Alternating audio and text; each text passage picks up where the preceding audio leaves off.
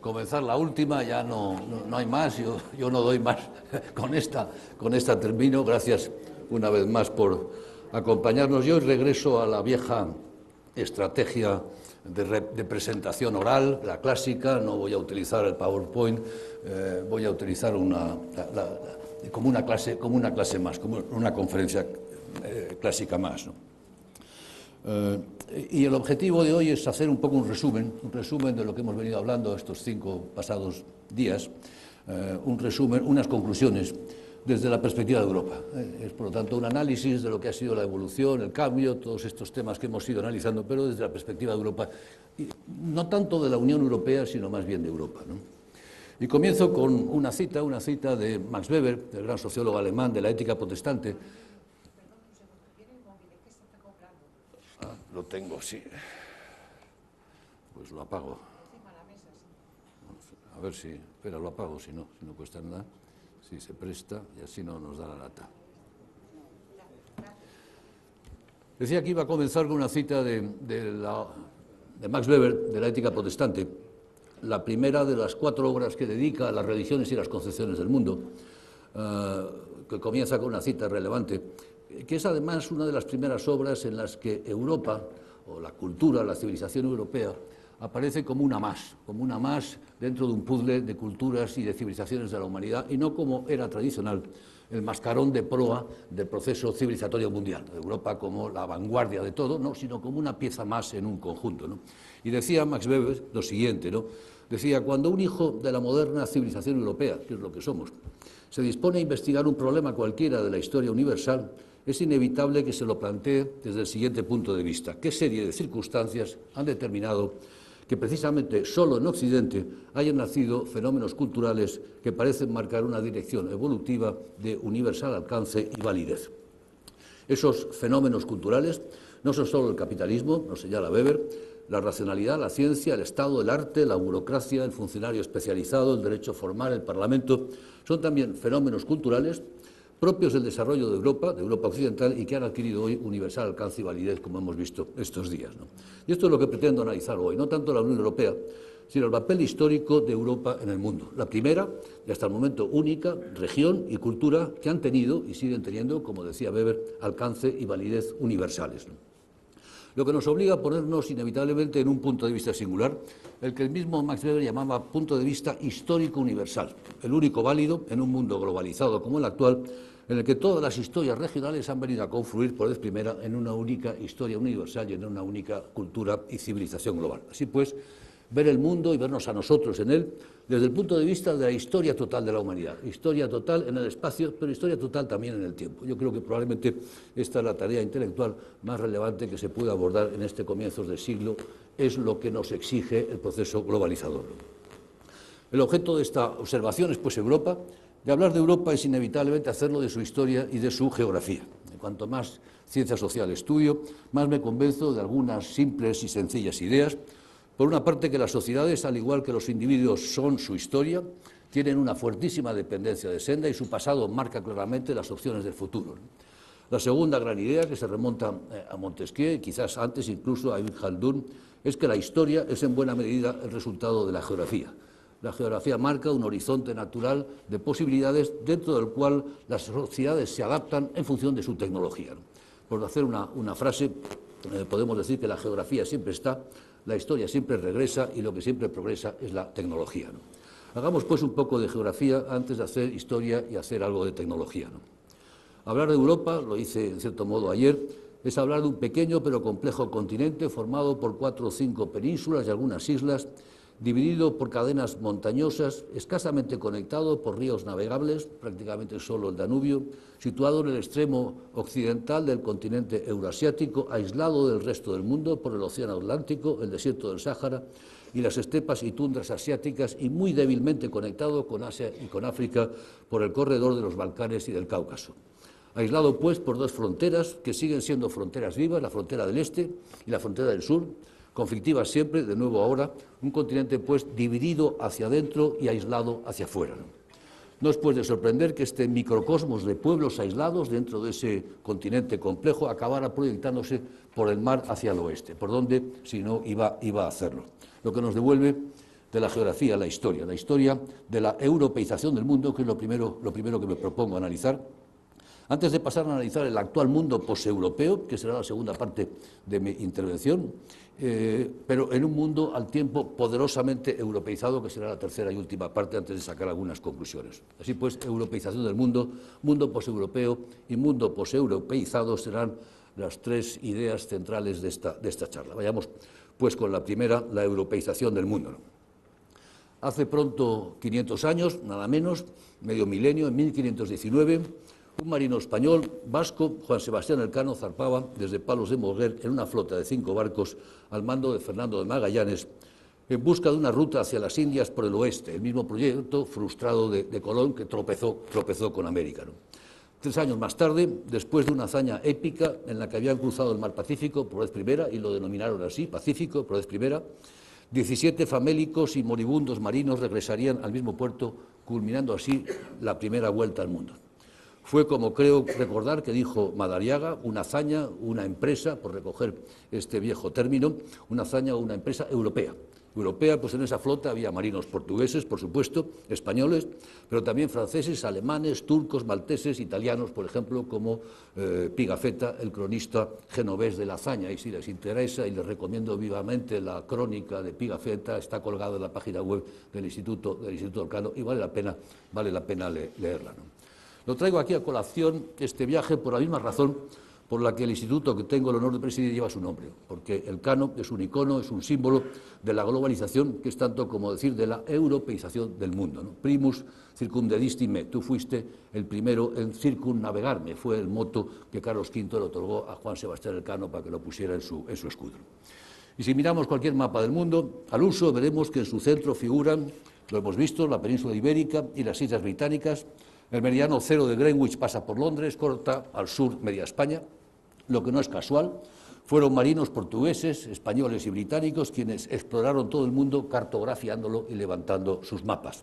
Mapas que comenzaron a elaborar desde puertos conocidos hacia afuera, desde lo conocido hacia lo desconocido, de modo que, lógicamente, este extremo occidental del continente euroasiático acabó figurando en el centro de nuestra representación simbólica del mundo, que esos son los mapamundis, ¿no? De Europa, y para ser más precisos, la Europa atlántica y la Europa occidental en el centro del mundo, ¿no? Aquellas exploraciones ibéricas fueron justamente el comienzo de la europeización del mundo, de lo que los historiadores han llamado la era de Europa. Y nadie como el gran historiador británico Arnold Toynbee lo expresó con mayor fuerza y con mayor vigor. Voy a leer una cita de Toynbee muy bonita, es un poco larga, pero vale la pena, ¿no? Decía Toynbee: aquellos pioneros ibéricos, la vanguardia portuguesa alrededor de África hasta Goa, Malaca y Macao, y la vanguardia castellana cruzando el Atlántico hasta México y cruzando el Pacífico hasta Manila, prestaron un servicio sin parangón a la cristiandad occidental. Expandieron el horizonte y potencialmente el dominio de la sociedad que representaban hasta que llegó a abrazar todas las tierras habitables y todos los mares navegables del globo. Debido a esa energía ibérica, la cristiandad occidental se ha desarrollado como el grano de semilla de mostaza de la parábola hasta llegar a ser la gran sociedad, un árbol bajo cuyas ramas todas las naciones de la tierra han venido a cobijarse. Fin de la preciosa cita de Toynbee. Y efectivamente, liderados por estos pioneros ibéricos, los Iberian Pioneers, como los llama Toynbee, y durante al menos 350 años, desde 1550 hasta 1900, todas las naciones se cobijaron bajo esa rama, y la historia del mundo, como sabemos, se ha escrito aquí en Europa, en Lisboa, en el Escorial, en Londres, en Ámsterdam, en París, en Berlín, más tarde en esa Europa trasplantada que son los Estados Unidos. La historia de América Latina, por poner un ejemplo, está aquí en el Archivo de Indias en Sevilla, no en América, aquí, pues aquí se escribió y desde aquí se gestionó, ¿no? ¿Por qué ocurrió así? ¿Pudo ser de otro modo? Por supuesto que pudo ser de otro modo. Justo al comienzo de un libro magnífico que recomiendo, Armas, Gérmenes y Acero, Jared Diamond se preguntaba justamente por qué Hernán Cortés había conquistado México y no había sido Moctezuma el conquistador de Toledo. La pregunta no deja de ser interesante. Y la respuesta estaba, sin duda, nos la da él en las navegaciones de altura, las conquistas que fueron posibles por una clara superioridad tecnológica. De nuevo, la tecnología. Navegaciones de altura que dieron lugar a una inmensa fertilización cruzada de productos y de ideas en todas direcciones, norte, sur, este, oeste, un gigantesco mestizaje que abrió las mentes a lo imposible e invitó a transgredir, a ir más allá, plus ultra. Una actitud de curiosidad universal y de interés universal sin la que hubiera sido imposible la invención de la ciencia, es decir, la revolución científica del siglo XVII. Y de nuevo, si leéis el libro de Pigafetta, veréis el enorme interés que cuenta por todo aquello que ve en todas partes, desde las lenguas, las costumbres, las prácticas, los útiles. Estaba al Occidente, le interesaba todo. Malinowski hubiera dicho que era una actitud neofóbica y no neofílica, ¿no? Y fue la tecnociencia, consecuencia de la revolución científica, la que generó la revolución industrial, a partir de 1800, 1820, origen y causa de lo que se ha de llamar la gran divergencia entre el este y el oeste, entre Occidente y Oriente, consolidando definitivamente la superioridad europea. Impulsados efectivamente por la tecnociencia, los países europeos primero, los Estados Unidos después, disfrutaron de una manifiesta y notable superioridad en los campos de batalla, en la cultura, en la economía, dejando muy atrás al resto del mundo. A comienzos del siglo XIX, Lord Macartney, primer embajador de Jorge III de Inglaterra en China, solicitó del emperador chino abrir los puertos de ese país al comercio británico.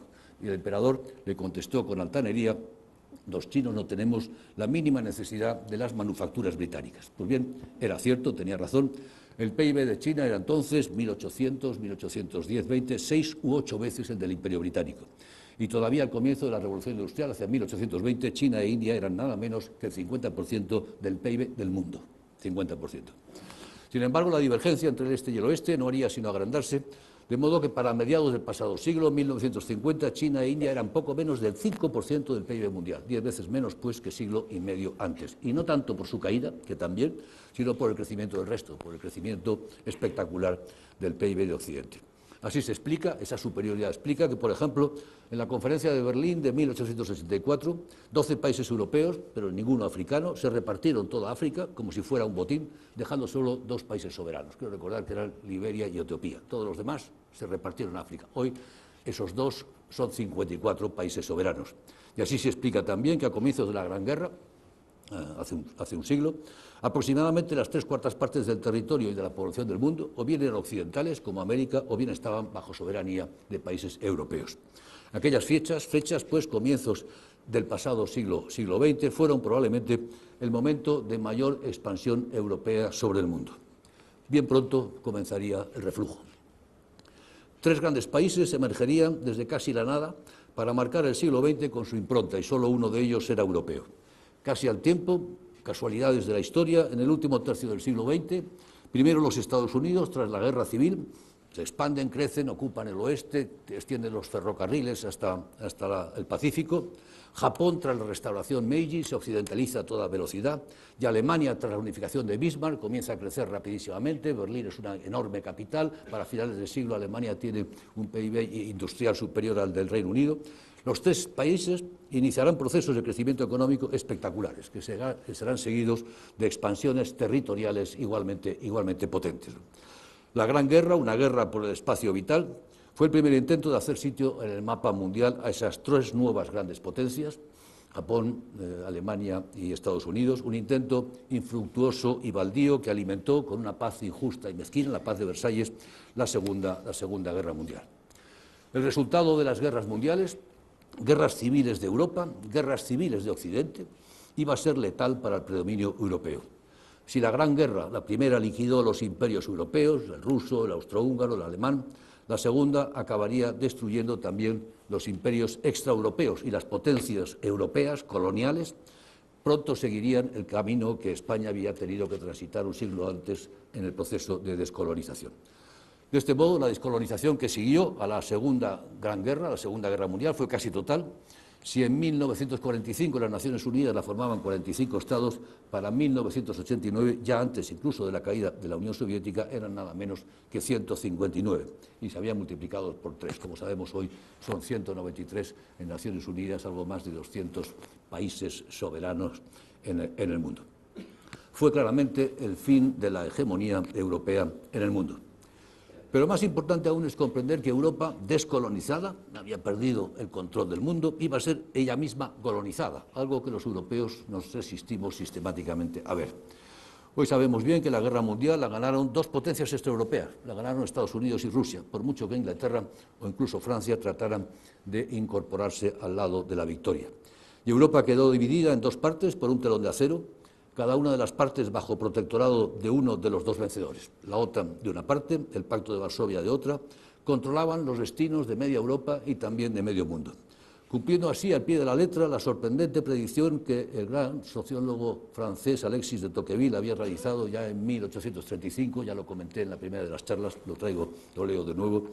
Decía Tocqueville: hay hoy en la Tierra dos grandes pueblos que, partiendo de puntos distintos, parecen avanzar hacia el mismo fin, los rusos y los angloamericanos. Uno tiene por principal medio de acción la libertad, el otro la servidumbre. Cada uno de ellos parece llamado, por un secreto designo de la providencia, a tener un día en sus manos los destinos de medio mundo. Fin de la cita. Tocqueville acertó. Ya fuera bajo condiciones de libertad o bajo condiciones de servidumbre, no eran los europeos quienes decidían de la una o de la otra. Y si media Europa pudo vivir bajo libertad, ello fue gracias a la protección de un país extraeuropeo, los Estados Unidos, de cuya seguridad y defensa hemos sido freeriders, gorrones, es la traducción correcta del término, freeriders, desde 1945. Y seguimos siéndolo, por cierto, aunque ahora con un proyector cada vez más dubitativo y cada vez más inseguro, y del que no sabemos si podemos fiarnos o no. De modo que no solo el mundo había pasado a ser poseuropeo, en cierto modo, la misma Europa había pasado a ser ella misma extraeuropea. Hablemos, pues, de ese nuevo mundo poseuropeo, que es ya el nuestro, ¿no? A partir de los años 40 del pasado siglo, una de las grandes figuras de la brillantísima intelectualidad centroeuropea, el filósofo checo Jan Patočka, abrumado por el drama de la guerra, el Gulag y el Holocausto, fue elaborando escritos varios que publicó más tarde en francés con el título de Europa después de Europa. En aquellos análisis, Patočka daba testimonio de la aparición de un mundo que llamaba post-europeo, el término no es mío, se lo he copiado a él, término post-europeo, al que llamaba con visión casi profética la era planetaria. Como antes había dicho Stefan Zweig o incluso Ernest Junger, Patočka aseguraba que Europa se había suicidado en dos guerras mundiales, pero sin embargo había generado una mundialización de Europa y de sus instituciones en una herencia espiritual europea, término suyo, herencia espiritual europea que había que recuperar. Europa, concluía Patočka, debía repensarse en un mundo post-europeo, una nueva Europa, después de Europa, que es el título que le dimos a un libro que saqué hace ya algunos años. Analizaremos después esta herencia espiritual, como la llamaba él, mundializada, pero veamos antes los contornos de ese mundo post-europeo que es el actual, ¿no? El tema, como sabemos, no era nuevo. Ya en el año 1920, tras la derrota alemana, Oswald Spengler publicaría el texto de referencia obligada, La decadencia de Occidente, ¿no? Y pocos años después, concretamente en 1955, en febrero de 1955, el gran historiador británico Geoffrey Barraclough pronunció en la Universidad de Liverpool una importantísima conferencia que titulaba El fin de la historia europea, en la que aseguraba que tras pasar de la era europea a la era atlántica vemos ahora emerger una era del Pacífico que nos fuerza a pensar el mundo de otro modo. Ello no significa, continuaba Barraclough, que la historia europea haya terminado. La historia no ha terminado, por supuesto, pero sí, y esto es lo importante, que la historia de Europa deja de tener significación histórica global y pasa a ser una historia regional más, y ya no la historia del mundo como había sido durante los últimos siglos.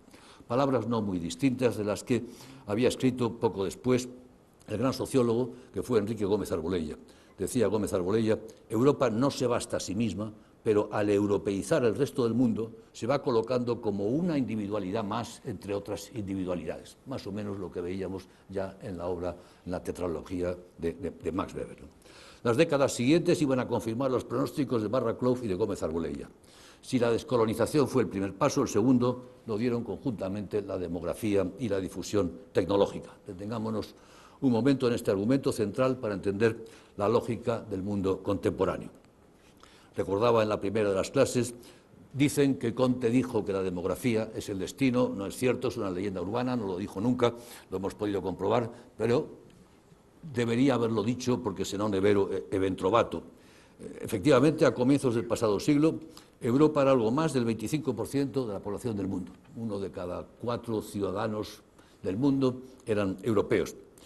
Todavía a mediados del siglo representaba una quinta parte, algo más del 20%. Hoy, como sabemos, se aproxima al 7% y está y continúa descendiendo. ¿Por qué ese descenso? Bueno, la explicación es sencilla. La humanidad ha pasado de unos 3.000 millones de habitantes en 1950 a más de 9.000 para el año 2050. Es decir, en poco más de un siglo se habrá triplicado desde los 3.000 a los 9.000, hablo en números redondos. Pero todo ese enorme crecimiento, de 3.000 a 9.000, se ha dado prácticamente en el antes llamado tercer mundo, fuera pues del área desarrollada. Asia actualmente es el 60% de la población, África con un crecimiento espectacular será pronto más del 20%, quizás hasta el 25%, y todo el viejo occidente, Europa y las dos Américas sumadas, puede que llegue al 20%, quizás un poco más, pero quizás se quede por debajo. 6 asiáticos por cada europeo o 3 por cada occidental. Entre los 20 países más poblados del mundo, ya solo hay uno europeo, Alemania, y bien pronto desaparecerá de la lista de los más poblados del mundo. Esta divergencia demográfica entre el este y el oeste, entre the West y the Rest, no tendría excesiva importancia si Europa conservara el monopolio sobre la ciencia y la tecnología del que disfrutó desde la revolución científica del siglo XVII. Pero ya no es así, pues acoplada con esa divergencia demográfica se ha producido un proceso de convergencia tecnológica, consecuencia de un fenómeno bien conocido por antropólogos y sociólogos, a saber, la difusión de productos, instrumentos y maneras de pensar en un sentido y en una dirección y en otra, ¿no? Es mucho más fácil copiar que inventar. Inventar requiere tiempo, requiere esfuerzo. Lo primero, copiar, es casi innato, y eso produce lo que se ha dado en llamar la ventaja de llegar el último. Basta copiar al líder, a quien ha inventado, para avanzar muy rápido, sin los esfuerzos y los costes de la innovación. ¿Qué es lo que se copia en el mundo, en todas partes, en este momento? Pues se copia todo. No solo la tecnología, sino también las buenas prácticas o las buenas políticas. Unas y otras innovaciones, digamos, de hardware o de software, son en gran medida bienes públicos. Primero se apropian de los productos, ya sea el motor de combustión, los teléfonos móviles o el fusil de asalto AK-47 Kalashnikov. Más tarde aprenden a copiarlos, más tarde los mejoran, aprendiendo su lógica. Finalmente, como es evidente, innovan ellos también. Y lo que pasa con los productos tecnológicos, con el hardware, pasa también con los productos culturales, con el software. También se copia la contabilidad de doble entrada, los seguros, las hipotecas, los códigos de comercio, el rule of law, el Estado, la democracia, por supuesto también la racionalidad y la ciencia. Y así, a medida que se difunden tecnologías duras y blandas en unas y otras direcciones, la productividad del trabajador que la recibe crece, converge con la productividad del trabajador de los países desarrollados. Y entonces el peso demográfico cuenta, y cuenta mucho, el tamaño cuenta, ¿no? Las potencias demográficas inevitablemente devienen potencias económicas, y el peso económico de cada país tiende a ajustarse a su peso demográfico. China tiene una productividad muy inferior a la de los Estados Unidos, probablemente un 20 o un 30% de la productividad del trabajador americano, pero son 1.300 millones de habitantes. De modo que el PIB de China, medido en paridad de poder adquisitivo, ya en el año 2014 superó al de los Estados Unidos, algo que el Financial Times, lo vimos, con eso comenzamos, algo que el Financial Times puso en su portada a 5 columnas en abril de ese año. El PIB de la India, también medido en paridad de poder adquisitivo, ha sobrepasado ya al de Japón. Y entre los 20 primeros países del mundo por PIB encontramos solo 6 europeos, Rusia incluida, pero 7 asiáticos, 4 americanos y 3 de Oriente Medio. Evidentemente la cosa no acaba ahí. Las potencias económicas pronto devienen también potencias políticas. Pueden conceder préstamos, hacen inversiones, pueden comprar productos naturales o manufacturados, o no, importan o exportan. Tienen una enorme capacidad negociadora. Lo estamos viendo en el caso chino en todas partes. En los años 90, lo comenté en alguna charla, Europa ganaba más del 70% de las votaciones en la Asamblea General de las Naciones Unidas. China ganaba solo el 49%. Para comienzos de este siglo, 20 años más tarde, Europa ganaba el 49%, China ganaba el 74%. ¿Por qué este cambio? Pues simplemente casi la mitad de los países representados en las Naciones Unidas son muy pequeños, de menos de 5 millones de habitantes, su voto es muy fácil de comprar. Las potencias económicas son ya también potencias políticas, se sientan en las mesas de negociación con una enorme capacidad negociadora. El último salto inevitable es que estas potencias demográficas que se han transformado en potencias económicas y ahora también en potencias políticas tienen que pasar a ser potencias militares. ¿Cómo no hacerlo cuando tienen que asegurar sus suministros y sus rutas comerciales? China o la India son gigantescas aspiradoras de recursos de todo tipo, ya sea petróleo, acero, cemento, cobre, algodón o carne, y más si crecen a ritmos del 7% o más. Por el estrecho de Malaca circula un 70% de las importaciones de Corea del Sur, un 60% de las de Japón y Taiwán y un 80% de las de China.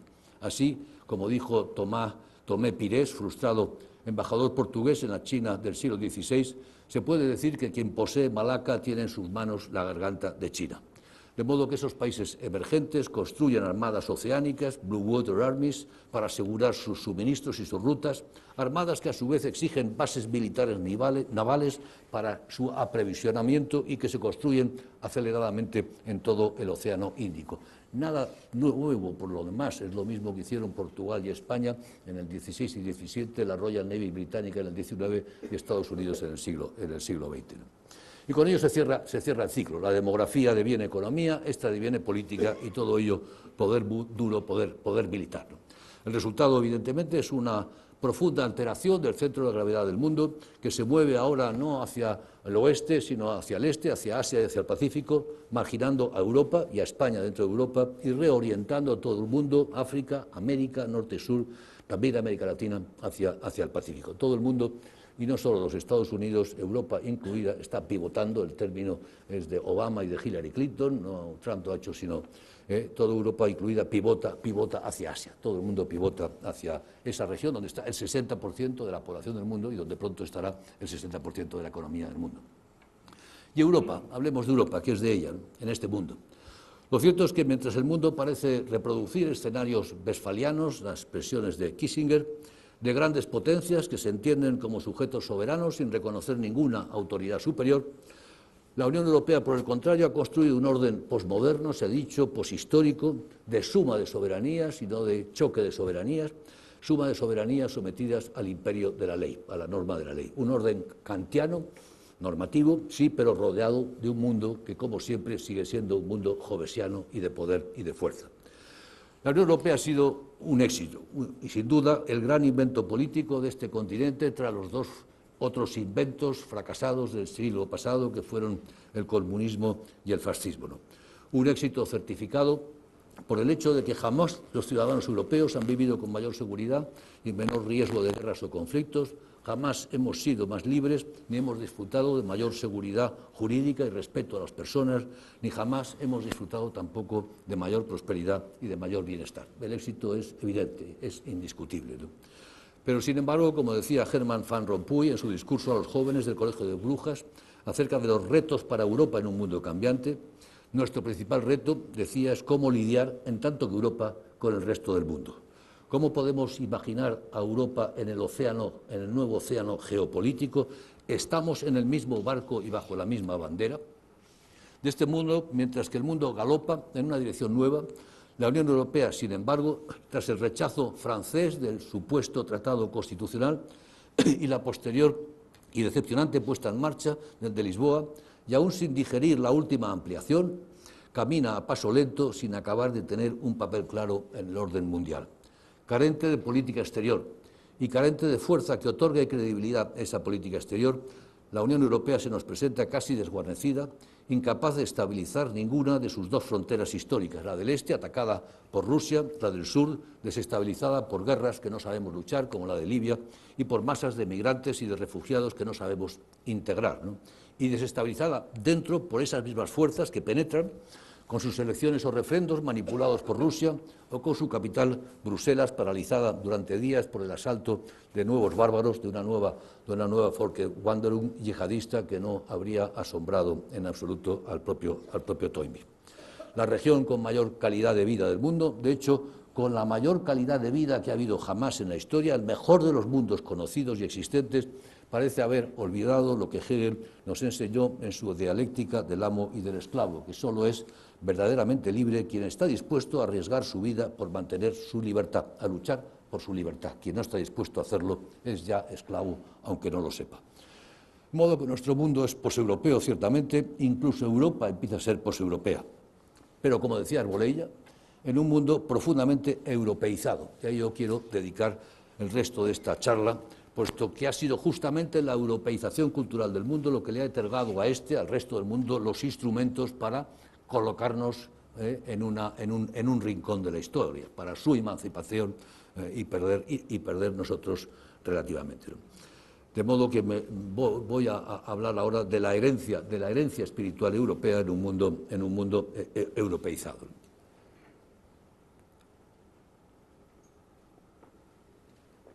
y vuelvo a Toynbee, ¿no? Los historiadores futuros, es otra cita de Toynbee, dirán que el gran suceso del siglo XX fue el impacto de la civilización occidental sobre todas las restantes sociedades vivientes. Señalaba, y años más tarde añadía, el encuentro entre el mundo y Occidente acabará siendo retrospectivamente el suceso más importante de la historia moderna. Pero cuidado, añadía, no ha sido el Occidente quien ha sido golpeado por el mundo, ha sido el mundo quien ha sido golpeado y golpeado con fuerza por Occidente. Y es importante entender el alcance de esta penetración occidental más allá de su decreciente peso político, en cierto modo, causa de su decreciente peso político. Un ejemplo próximo de esta profundísima europeización del mundo nos la ofrece América Latina, que si merece este nombre, y creo que lo merece, es porque esa fue la tarea que realizaron allí los Iberian Pioneers, los pioneros ibéricos, latinizar, es decir, romanizar, incorporar América Latina a la cultura grecolatina. Ya señalaba, en América se habla latín vulgar, español o portugués, su religión mayoritaria es la que fue religión oficial del Imperio Romano, su derecho tiene como base el romano, su urbanismo, su arquitectura, incluso su agricultura es mediterránea y romana. De modo que las que fueron provincias de Roma en la península ibérica romanizaron aquel continente incorporándolo a la civilización grecolatina, a la civilización europea. Como decía Zubiri agudamente, los romanos no son nuestros clásicos, nosotros somos romanos, América Latina es romana, aunque no lo sepan. Es solo un ejemplo de un proceso mucho más vasto. No estamos ante una confrontación de civilizaciones, como ha argumentado Huntington, pues aunque estemos en los albores de la pérdida de peso político relativo del viejo Occidente, este, sin embargo, ha triunfado como civilización y sus principales logros se afianzan hoy en todas partes con escasas excepciones. La más relevante, sin duda, el mundo islámico, lo he mencionado en varias ocasiones, dejemos el análisis del mundo islámico para otra ocasión, ¿no? Efectivamente, si indagamos cuáles son las instituciones dominantes en el mundo moderno, encontraremos tres, como siempre, una política, otra económica y una tercera cultural, que son otras tantas aportaciones de Europa a una emergente e infieri civilización mundial. La primera, por cierto, que ha existido en la historia de la humanidad. Para comenzar, no ya la forma Estado, generalizado a todo el mundo como modelo de arquitectura política, sin alternativa alguna, ya vimos que habíamos estatalizado la totalidad del mundo entero, sino incluso el Estado democrático y liberal como forma política dominante que hoy no confronta legitimidad alternativa alguna y que desde el año 1989 ha hecho progresos considerables expandiéndose por Europa del Sur y del Este, América Latina, Asia e incluso África. Hoy, según acredita Freedom House, la mayoría de los países son democráticos y la mayoría de la población del mundo vive en países democráticos con calidad democrática variada, como es evidente. Es más, tenía toda la razón Francis Fukuyama cuando argumentó en El fin de la historia que la legitimidad democrática es ya la única aceptable y reconocida. Ello es tan cierto que poco más de media docena de países del mundo se autodefinen como no democráticos. Todos los demás dicen serlo, aunque no lo sean. Se trata del único discurso que proporciona legitimidad. La segunda invención institucional occidental que se ha expandido por todo el mundo es la economía de mercado, lo que hace tiempo llamábamos, con terminología obsoleta, modo de producción capitalista, tal que de nuevo no confronta alternativa alguna, incluso en estos momentos de manifiesta y seria crisis económica. Si China ha crecido como lo ha hecho, desde las reformas de Deng Xiaoping de 1978, se debe a ello, a la economía de mercado, y no a que es un Estado autoritario o totalitario. Otro tanto se puede decir de la India tras las reformas de Singh de 1991. ¿Quién cree hoy en economías centralizadas, en planes quinquenales o parecidos? Al parecer solo creen en ello algunos occidentales. Un sondeo del Pew Global Attitudes Project, que indagaba el apoyo a la economía de mercado, ponía de manifiesto que ésta contaba con nada menos que un 84% de apoyo en China, el mayor del mundo, seguido de Nigeria, 82%, la India, 79%, Corea del Sur, 78%, Brasil, 75%, muy por delante de países como Estados Unidos o de Europa, donde, por cierto, ha decrecido al menos 15 puntos en la mayoría de los países. Para pasmo de los altermundialistas, los grandes beneficiarios de la globalización han sido los países del llamado tercer mundo y no los países desarrollados.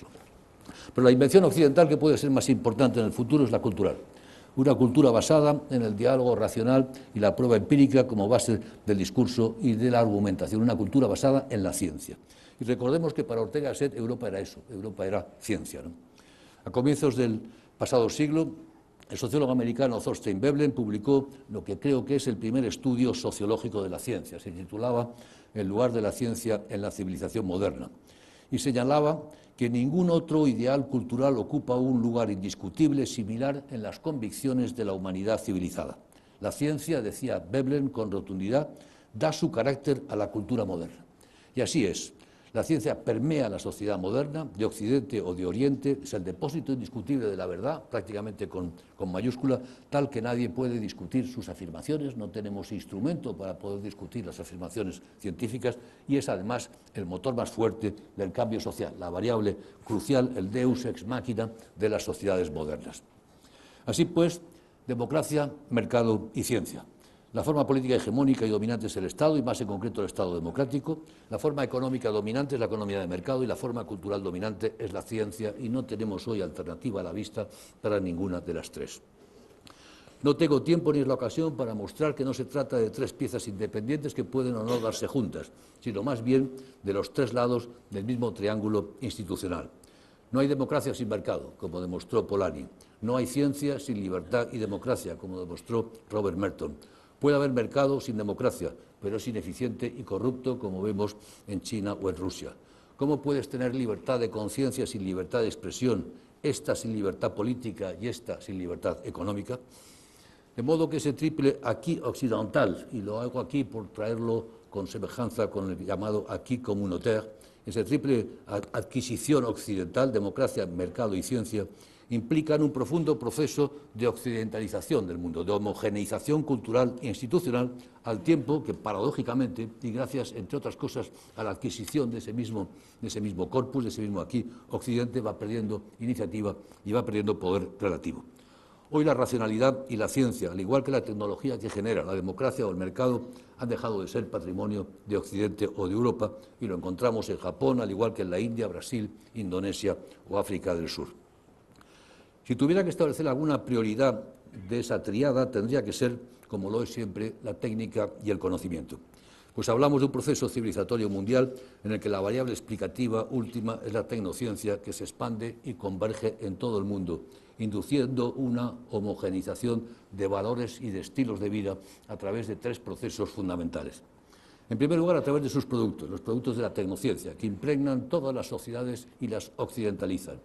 El ordenador, el teléfono móvil, los automóviles o los aviones, el GPS, las tecnologías médicas, no menos que los rascacielos, los aeropuertos, las oficinas, los centros comerciales y tantos otros cachivaches que se nos cuelan en los bolsillos o nos llevan y nos rodean, inducen prácticas y hábitos homogéneos, son iguales en todo el mundo. La arquitectura, la sanidad, el transporte, las infraestructuras, incluso las técnicas agrícolas, todo ello y mucho más homogeneiza y occidentaliza al tiempo que los mismos productos se desvinculan de su origen, se desoccidentalizan. Como lo hace también, en segundo lugar, la tecnociencia, entendido ahora como lógica y como modo de pensar, como hábito de pensamiento. La ciencia moderna se aprecia y se practica no solo en Boston o Cambridge, sino en Tokio, Beijing o Bombay, y se enseña en todas las escuelas y todas las universidades de todo el mundo.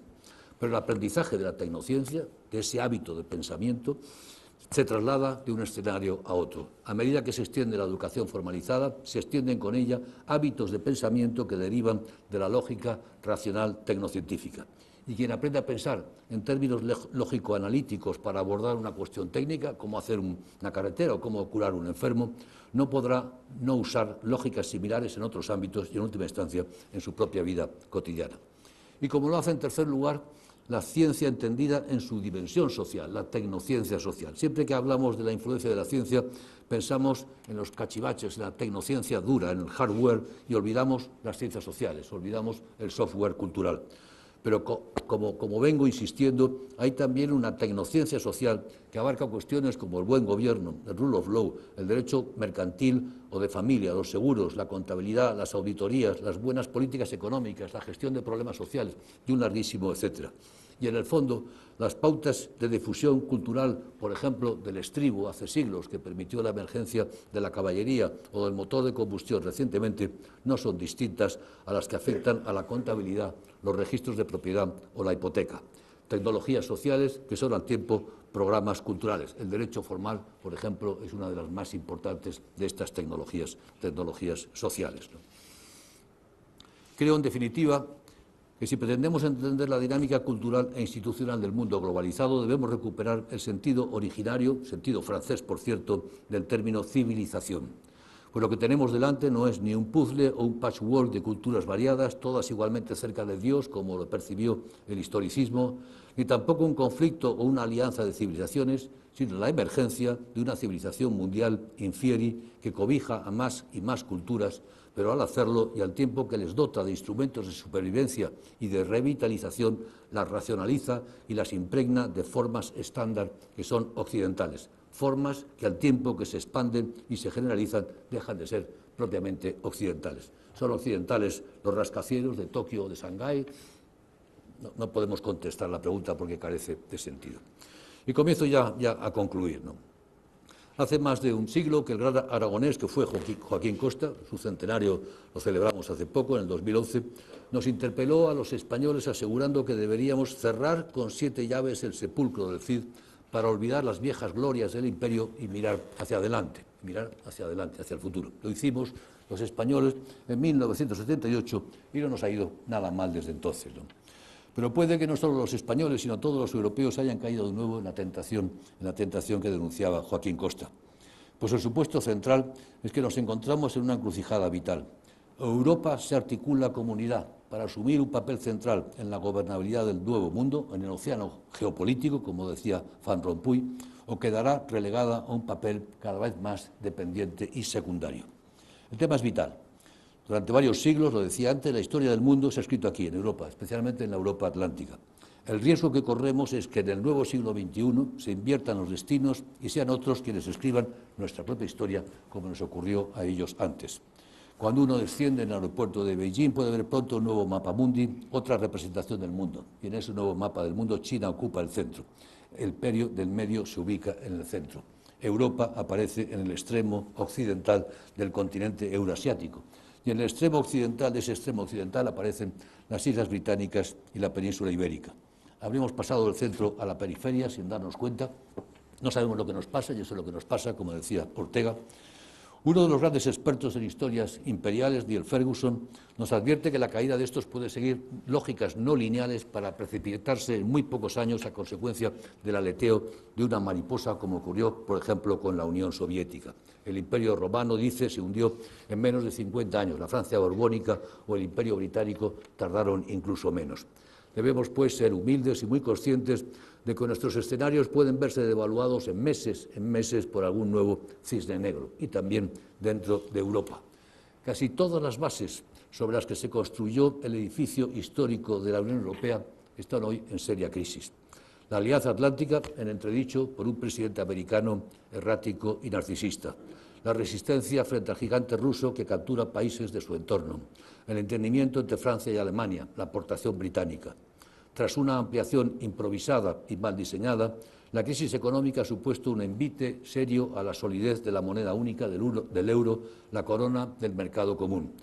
Crisis del euro que es todo un indicador de cuánto nos preocupa. No es posible avanzar en un mercado y una moneda común sin avanzar en la gobernanza económica, pero la gobernanza económica implica saltar desde la economía común a la política común. La crisis de los emigrantes y refugiados, la ausencia de una política energética común o la amenaza terrorista son otras tantas cuestiones necesitadas de una Europa unida y fuerte. Pero el riesgo principal es el nacionalismo, el viejo nacionalismo de siempre que aflora agresivo en todas partes, en Francia, en Alemania, en Italia, en Holanda, en Austria, en Hungría y Polonia, incluso en Inglaterra y también en España, por supuesto, en Euskadi, en Cataluña, en Baleares, incluso en Valencia. Pero debemos avanzar, no retroceder. En el mundo, lo comentaba ayer, hay identificadas no menos de 15.000 etnias o naciones y no menos de 6.000 lenguas, pero solo 200 estados. Si cada lengua o cada etnia diera origen a un estado, el mundo sería ingobernable. Y lo que necesitamos justamente es gobernanza global y, por lo tanto, arquitecturas políticas extensas, vastas, único remedio para poder gestionar la globalización. El viejo Estado-nación, y más aún la idea de que a cada nación le corresponde su Estado, no es sostenible sino al coste de limpiezas étnicas, xenofobia y, al final, genocidios. Recordemos, decía Mitterrand, los nacionalismos son la guerra, esa es la experiencia europea, pero los nacionalismos identitarios son la guerra civil. Esa fue nuestra experiencia también, y lo hemos visto en el País Vasco y lo hemos visto en los Balcanes. Se trata de unir, no de dividir, de sumar, no de restar, de crear solidaridad, no de crear división y de odio. Y concluyo. El 19 de septiembre del año 46, poco después de acabar el combate, en su famoso discurso de Zúrich, decía Churchill: hay un remedio que, si se adoptara de una manera general y en pocos años, podría convertir a Europa en algo tan libre y feliz como es Suiza hoy en día. ¿Cuál es ese eficaz remedio?, se preguntaba Churchill, y contestaba: es volver a crear la familia europea. Pues bien, esa familia europea se ha creado y Europa ya es, en buena medida, tan libre y tan feliz como Suiza. Pero aquel deseo de Churchill contenía una profunda ironía que hoy vemos con claridad: el de transformarnos en una sociedad de alta calidad, pero aislada y ensimismada, ser la Suiza del mundo. Y así nos ven en el resto del mundo. Cuando se indaga fuera de Europa sobre la Unión Europea como una eventual potencia mundial, el resultado es descorazonador. Mientras que el 81% de los alemanes o el 76% de los ingleses aseguran que la Unión Europea es hoy un poder mundial, solo piensa lo mismo el 5% de los indios, el 12% de los brasileños, el 13% de los rusos o el 20% de los japoneses. El problema es que Europa no puede no ser un poder mundial efectivo, no puede conformarse con ser la Suiza del mundo, incluso si ello resultara atractivo, cosa que es más que discutible. Lo dijo Octavio Paz de nosotros en 1983 con amargas palabras, y cito a Octavio Paz: lo único que une a Europa es su pasividad ante el destino. Después de la Segunda Guerra Mundial, las naciones del viejo mundo se replegaron en sí mismas y han consagrado sus inmensas energías a crear una prosperidad sin grandeza y a cultivar un hedonismo sin pasión y sin riesgos. ¿Es eso lo que deseamos, abandonarnos al destino? Sin duda no, pero sí es hacia dónde caminamos, movidos por un hedonismo sin pasión, pero ciegos a la realidad, empecinados en arreglar el pasado, pero incapaces de construir el futuro, empeñados en solventar las querellas de nuestros abuelos, pero ciegos al futuro de nuestros nietos. Evitar que Paz tenga razón es, sin duda, nuestro reto inmediato, no abandonarse al destino. Construir para nosotros una nueva Europa, agotada la era de Europa. Necesitamos una Europa federal, necesitamos unos Estados Unidos de Europa y lo necesitamos ya. Muchas gracias.